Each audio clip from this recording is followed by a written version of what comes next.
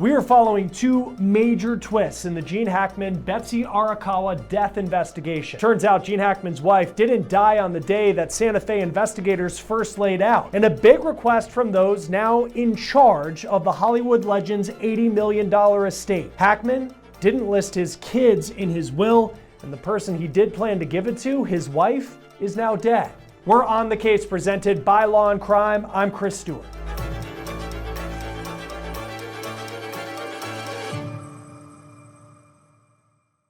New questions are being asked now nearly a month after Hollywood legend Gene Hackman and his wife, Betsy Arakawa Hackman, were found dead inside their Santa Fe, New Mexico home back on February 26th. If you remember, it was on that day a contractor came to their house and eventually deputies found Hackman and Arakawa dead inside the home.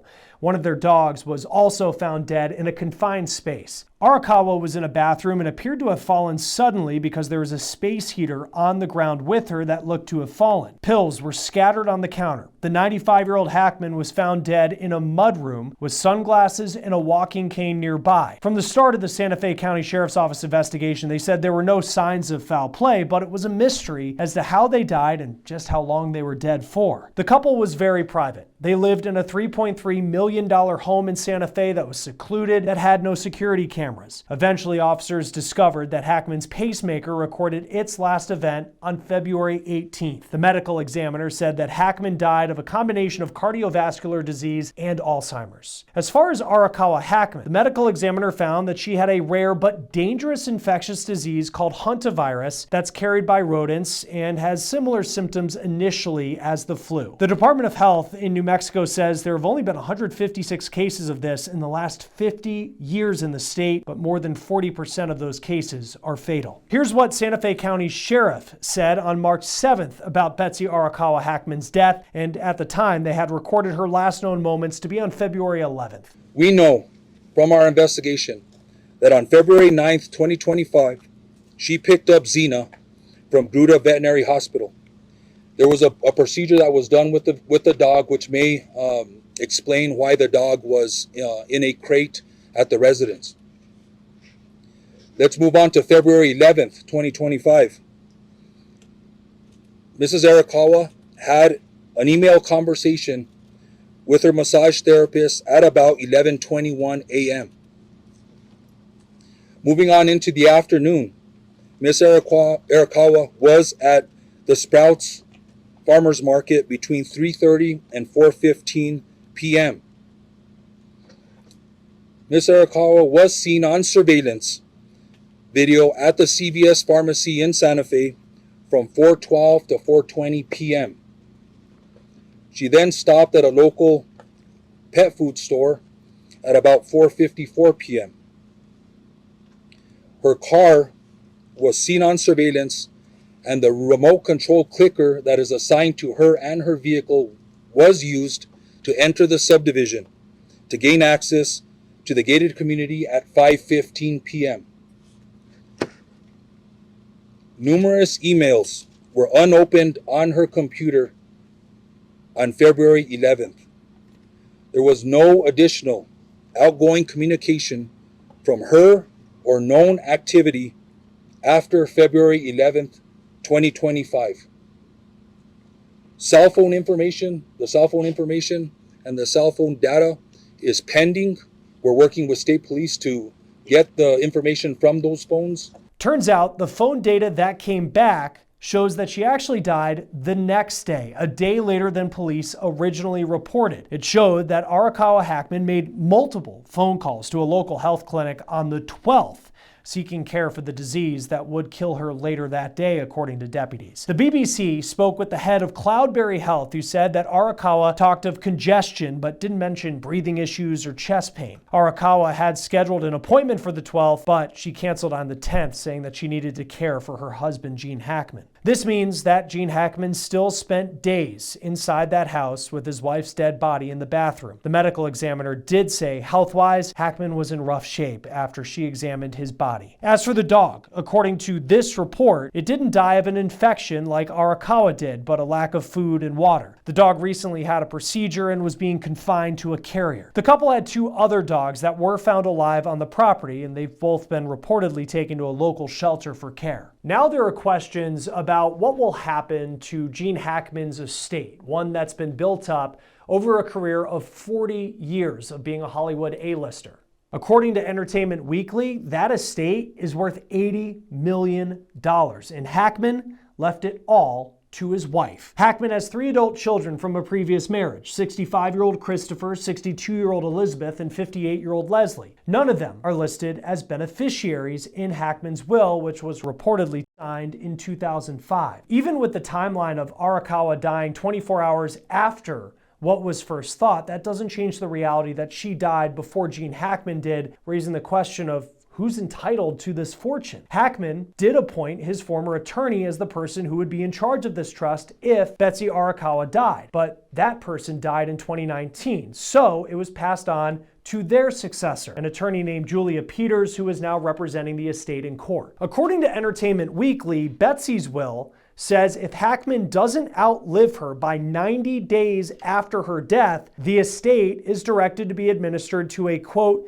charitable trust to achieve purposes beneficial to the community, consistent with the charitable preferences and interests expressed or indicated by my spouse and me during our lifetimes. The attorney representing the trust did file documents in court listing Hackman's adult children as heirs to the trust. Now we know that Hackman's children were not in touch with their dad regularly in his final days, as he is believed to have been dead for a week until a contractor found him and Betsy in the home. In a statement to People, his 2 daughters, Leslie and Elizabeth, and his granddaughter Annie said, quote, "It is with great sadness that we announce the passing of our father, Gene Hackman, and his wife, Betsy. He was loved and admired by millions around the world for his brilliant acting career, but to us, he was always just Dad and Grandpa. We will miss him sorely, and we are devastated by the loss." In an interview with the Daily Mail, Hackman's daughter Leslie said that she and her dad were close, but she hadn't spoken with him for a couple of months. Hackman's son Christopher, who is now in his 60s, hasn't spoken to the press since his father's death, but TMZ is reporting he did hire a prominent California trust and estate attorney. There are also questions about whether the public will see what deputies saw on that day that they discovered Gene Hackman and Betsy Arakawa had died. The attorney for Hackman's trust filed a motion to restrict body cam video and photographs. The estate was granted a temporary restraining order limiting the disclosure of pictures or videos showing the couple's bodies and interior of their home on that day. It also limits the disclosure of autopsy reports or death investigation reports. The trust argues that the Hackmans have a right to privacy and placed a lot of value on being out of the public eye in recent years. A hearing is set for March 31st to dive more into that issue. Joining us now, trial lawyer Randy Kessler, who also teaches at the Emory University School of Law. Thanks for taking the time to be with us as always here on Law and Crime. This is a fascinating development. I want to first start with this trust. $80 million is up for grabs. What does it tell you that the kids of Gene Hackman were not mentioned in this will, and he wanted to give everything to his wife, Betsy Arakawa Hackman? You know, it seems like we're seeing that more and more, and we hear about these, multi-billionaires that say, I'm not giving it all to my kids. I'm going to do good with it for the world. But what's interesting is that it wasn't in some charity already. It wasn't already given to, some major cancer research institute. And if he wanted his kids to get money at his age, he could have been giving them money by now. It's interesting. That's a lot of the personality and the family dynamics that we're, I guess, going to learn a lot about when the kids start to try to get a piece of that $80 million. And I'm sure they're going to, and it's going to be a knockdown, drag out, given all the complexities, right? He was trying to give it to her, but you can't give it to somebody who predeceases you. And so then does it go into a trust or, I would not want to be that probate judge. No, it seems complicated because even though this will was signed reportedly back in 2005, in your experience, I just imagine it's a pretty airtight type of document that can be difficult to fight if you wanted to change something after the fact, after somebody dies. You would hope so. And right, that's why wills are the hardest things to change, because there's no one there to say, is this what you really meant? There's no cross-examination of the person saying, were you drunk when you signed it? That's why there's a lot of formality and a lot of witnesses and a lot of formality. And it takes a lot of formality to change a will. We hear about the term codicil. Someone doesn't want to do a new will, they add something to it. We call that a codicil. There's a lot of formality with that. You can't just say, hey, I want to write a letter to my lawyer that says, by the way, add another 20% for my oldest kid because I like him more. There's got to be a lot of formality to change your will. So when you sign your will, unless you go back and change it with the same formality that you signed it, it's going to stick in most cases. And I can't imagine that he had a lawyer that wasn't competent. The amount of money he had, I'm sure he had a decent lawyer to get a good will that's going to be enforceable. I don't know what and I think many people don't know what truly the relationship was between Gene Hackman and his 3 adult children. 2 of his daughters did release a nice statement saying that they cared about him after they found out that he passed, but did say that they hadn't spoken in a couple of months. So it doesn't appear that they were regularly in contact with Gene Hackman. I mean, he had in some ways gone missing for a period of time, between when he died and when he was actually discovered, and they weren't the ones to figure that out.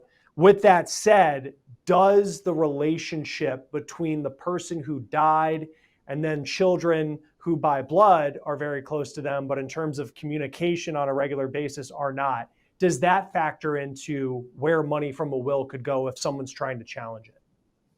Yes, and I think it would be a much closer call if he had a good relationship with them, they were going to inherit everything, and then he met this new woman, and he married her, and he changed his will, and he cut everybody out, and he's got Alzheimer's. And then the calculus would be, maybe he didn't know what he was doing, maybe he was under duress, maybe she pressured him and defrauded him into signing everything over to her. But if the will was 20 years ago, when he was still making movies and still relevant and still with it, it's going to be very hard to say that he didn't know what he was doing when he signed that.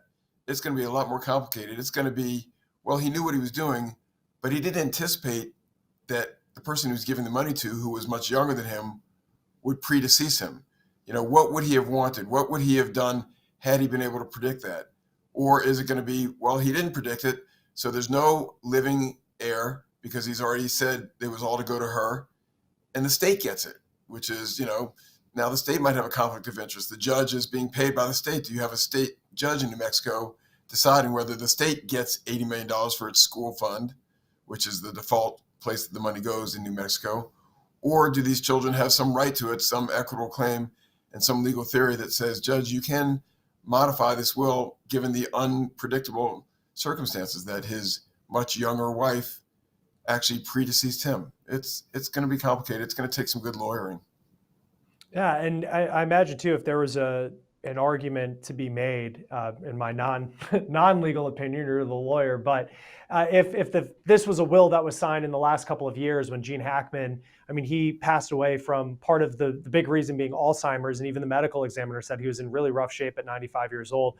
This was back in 2005 when, by all accounts, he signed this document where he was still in very good health. As opposed to if this was something in the last 6 months, last 12 months, where you could argue his mental state wasn't in a good place.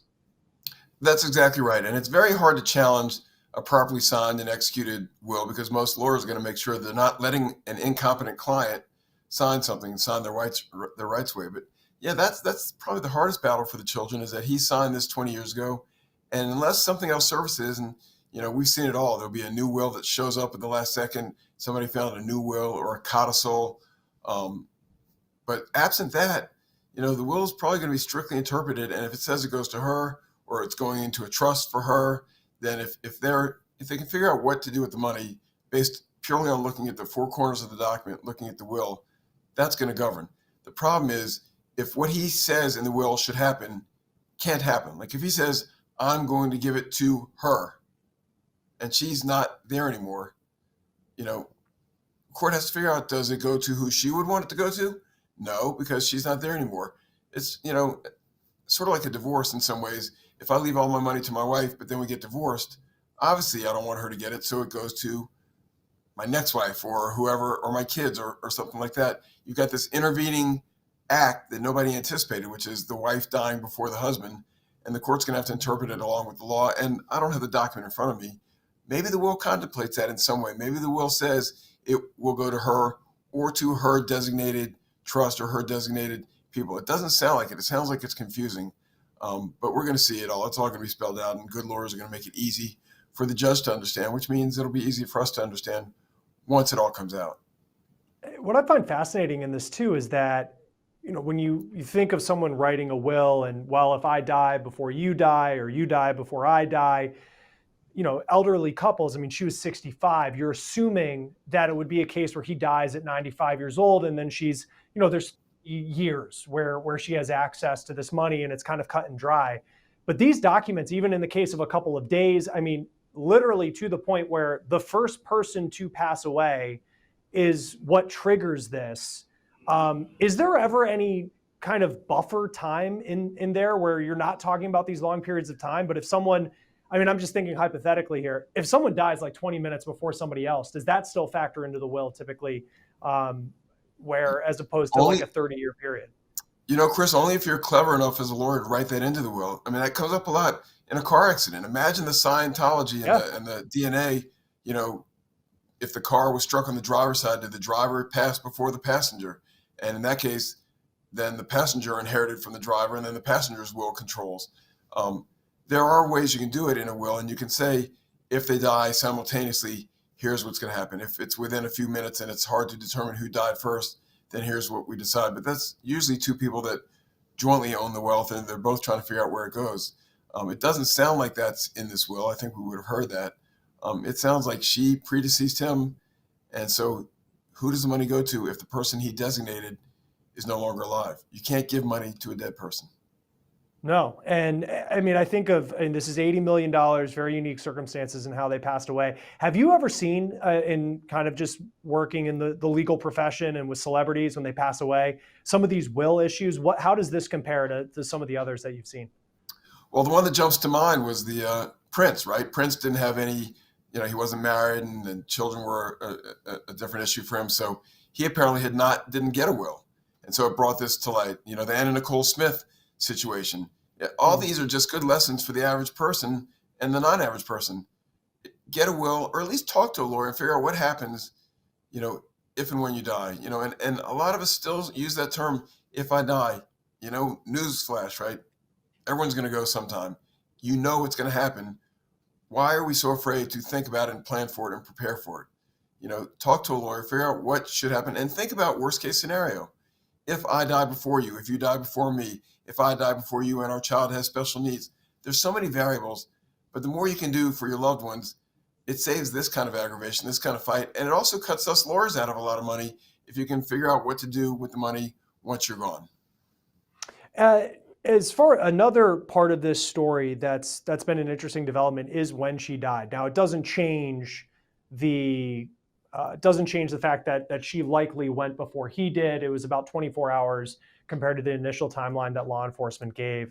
How common is it to see something like that where the cell phone records come back and surprise, surprise, she didn't die on the 11th, she died on the 12th because she was making phone calls that day? It's not that common because usually when people are married, their wills are mirror wills, right? If I die first, the money goes to you. If you die first, the money goes to me.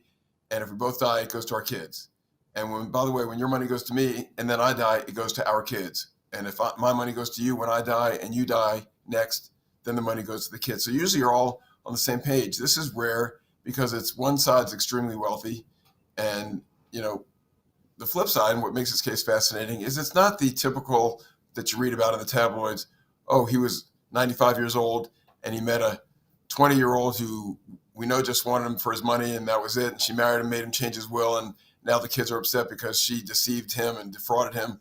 We don't have any of that. By all, accounts, this was a legitimate, solid relationship, and they cared about each other. So it's going to be hard to attack what he put in the will. But if the will doesn't leave it out, doesn't say, here's what happens to the money if the person I'm leaving to is gone, then it's going to be between the children and the school fund of New Mexico to see who gets the money. And that could be a bitter fight. Yeah, that would be a bitter fight. We know reportedly it's from TMZ, but the eldest son or the only son of Gene Hackman, who's a full grown now, has hired an estate attorney. So theoretically, he's gearing up for potentially a fight Well, to they try and should. get at least some of that. I mean, you're talking about $80 million. It's a lot of money. Yeah, even if they and maybe I don't know these people, right? Maybe the kids know what dad would have wanted, and they want the money to make sure it goes to the charities that he supported, or to Yeah. do something in the performing arts. You know, who knows? But they should at least get a lawyer and know their rights. When there's that much money involved, there's so much good you can do with that. And you know, what would dad have wanted to do? And we don't know the children's needs, and do they have significant financial hardships, or do they not? There are a lot of variables, but I would at least talk to a lawyer and say, is there a chance that the money's coming to me from me and my children and my family, or what's going to happen to it if I don't get it? You know, to learn that it's going to go to the school fund for the state of New Mexico, and maybe that's fine with everybody. But they should at least know their rights. And we know that the trust is also, they're in the process of attempting to stop the release of body cam video, photographs from inside the home the day that Gene Hackman and Betsy Arakawa Hackman were found, interior images of their home that would be released as part of that, as we've seen in a lot of other cases, even the autopsies trying to restrict those from being released. They're arguing that, especially in his later years, Gene Hackman was a very private person, and so is Betsy Arakawa, and they have that right to privacy. Where do you stand on that? Keep it private, right? I don't know the legal answer to it. It's not a criminal case. There's not a criminal investigation. You know, the reason it's available in criminal cases is because we are all sort of parties to the case. It's the state versus somebody. You know, it's not, you know, victim versus defendant. It's the state on behalf of the victim prosecuting the defendant. So in a civil situation like this, where they're just trying to figure out the will, if that's who he was, if he was private, why do we need to know? If anyone wants to see Gene Hackman, go rent a movie. I mean, there's so many ways to see Gene Hackman. And it's probably the way he would want to be remembered, not the way he was in his final years. I would support keeping it private if it was up to me. Yeah, it'll be interesting. The judge giving a temporary restraining order, and then they're expected to have a hearing on March 31st. And that is an interesting point, because it is not a criminal case. Foul play was never considered in this whatsoever, because New Mexico is a state that typically does release body camera video, but it's for, and we see it on Law and Crime all the time, someone shoplifting from Target, someone in a high-speed chase. This clearly, though, is a very different kind of case. But at the same time, there is a lot of public interest in Gene Hackman, and there was a lot of public interest that fueled this story. And in lawsuits, and it may depend on whether it's a litigated lawsuit. You guys have to file sometimes motions to get courtroom cameras or get access to what's going on in a courtroom. The public has a right to know how our system works and what's going on in the judicial system. So if it's something that's going to be introduced as evidence, if it's a courtroom drama or courtroom case, maybe. But just while it's in the investigation period, I don't know what would justify releasing it to the public. And the real question is going to be, who's acting on behalf of this guy? Who is his representative? Does he have somebody hired? Does he have somebody appointed as his executor, as the administrator of his estate, that's going to stand up and say, here's what I'm arguing on behalf of Mr. Hackman, and let them make the arguments. But I can't imagine whoever that is, they're going to just roll over and say, yeah, put the video out there. He wouldn't care. Sounds like he didn't go out in public for a lot of reasons. He wants his memory to be what we remember him, I imagine. Yeah, and we'll see what happens. Yeah, March 31st is that next hearing. And this is a fascinating case. I mean, I think of the day that it first came down, and then all these questions rose up, and then came to somewhat of a resolution at the time with their causes of death. But then more details come up, and we'll see what happens with the estate. Randy Kessler, thank you for taking the time to be with us, as always, here on Law and Crime. Thank you, Chris. We will continue to follow this story, as so many people are interested. For On the Case, presented by Law and Crime, I'm Chris Stewart. We'll see you next time.